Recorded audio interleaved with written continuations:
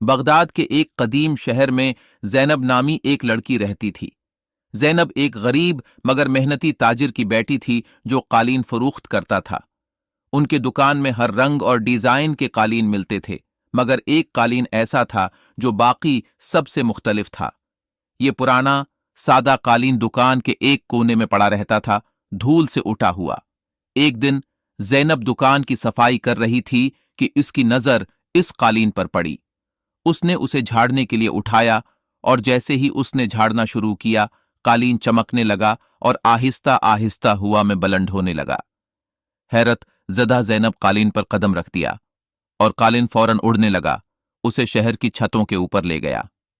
قالین اس کے خیالات کے مطابق حرکت کرتا رہا اور زینب کو جہاں جانے کی خواہش ہوتی وہ وہاں پہنچ جاتی۔ اڑتے ہوئے زینب نے اپنے شہر اور دور دور تک پھیلے ہوئے صحرا کو ایک نئی نظر سے دیکھا۔ اس نے فیصلہ کیا کہ وہ اپنے شہر سے باہر کی دنیا کو بھی دریافت کرے گی، اور قالین اس کے رہنمائی کے لیے تیار تھا۔ پہلی منزل پتھروں کے شہر پیٹرا تھی جو پہاڑوں میں چھپا ہوا تھا۔ قالین نے زینب کو تیزی سے وہاں پہنچا دیا اور وہ قدیم سرخ رنگ کے کھنڈرات میں اتر گئی۔ وہاں اسے ایک چھپا ہوا کمرہ ملا جو خزانے اور پرانی تحریروں سے بھرا ہوا تھا۔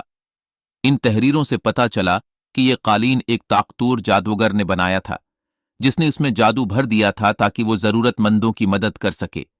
یہ جان کر زینب کو احساس ہوا کہ قالین صرف ایک سیر و تفریح کا ذریعہ نہیں، بلکہ لوگوں کی مدد کرنے کا وسیلہ بھی ہے۔ اس نے قالین کی مدد سے محتاجوں کی مدد کرنے کا عزم کیا۔ وہ مختلف مقامات کا سفر کرتی، خشک سالی سے متاثرہ دیہاتوں کو کھانا پہنچاتی، بچھڑے ہوئے خاندانوں کو ملاتی اور مسافروں پر حملہ کرنے والے ڈاکوؤں کو ناکام بناتی۔ ایک دن زینب کو ایک دور دراز بادشاہت کے بارے میں پتہ چلا جو ایک خوفناک لانت کا شکار تھی۔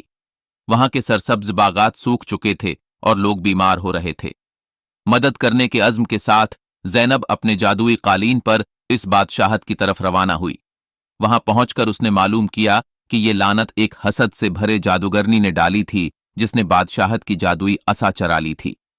قالین کی تیزی اور چالاکی کا استعمال کرتے ہوئے زینب نے جادوگرنی کے غار میں گھس کر عصا واپس لے آئی۔ جیسے ہی اس نے عصا کو اس کے حقیقی مالک کے حوالے کیا، لعنت ختم ہو گئی اور بادشاہت کے باغات پھر سے ہرے بھرے ہو گئے۔ لوگوں نے زینب اور اس کے اڑنے والے قالین کی تعریف کی، اس کی بہادری اور مہربانی کی داد دی۔ اپنے سفر کے دوران زینب اور اس کے جادوئی قالین کی کہانیاں پھیلنے لگیں۔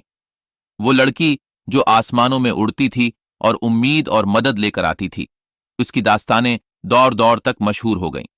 مگر اتنی شہرت کے باوجود زینب عاجز رہی، ہمیشہ مدد کے لیے تیار رہتی، اور یوں جادوئی قالین زینب کو نئی منزلوں کی طرف لے جاتا رہا۔ جہاں بھی وہ جاتی، مہم جوئی اور مہربانی کی نئی کہانیاں بننا شروع کر دیتی۔ زینب جانتی تھی کہ جب تک اس کے پاس یہ قالین ہے، دنیا امکانات سے بھری ہوئی ہے، اور وہ ہر نئے سفر کو جوش و خروش اور کھلے دل سے قبول کرتی رہی۔